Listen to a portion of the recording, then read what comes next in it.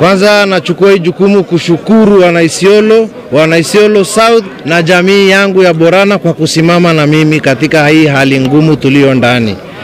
Vile vile jukumu ninayowekewa juu, nina imani ninaweza.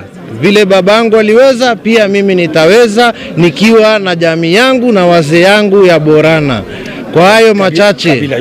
Kwa hayo machache nashukuru jamii ya Sakuye, jamii ya Borana, jamii ya Gabra, jamii ya Turkana, jamii ya Mero, jamii ya Samali na jamii yote Isiolo kwa kukuja kuomboleza na kusimama na familia yangu leo hii katika hali ya msiba tuliondani.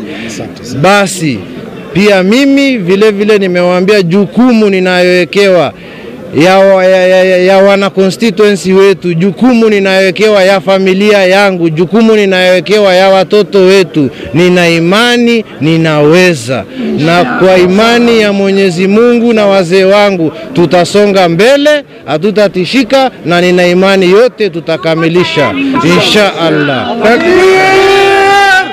Takbir! Allahu Akbar!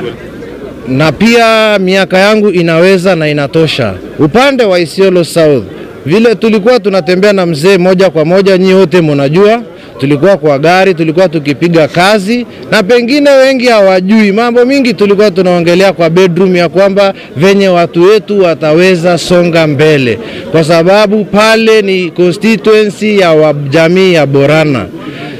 Hivyo yoyote mzee alikuwa anafanya, ikiwa ni masomo, ikiwa ni security, ikiwa ni mambo ya ardhi, ikiwa ni mambo ya jamii, tutaendelea kusonga mbele ili jamii yetu iweze kufika pahali tunaridhika sisi kama viongozi. Kwa hayo machache na washukuru sana.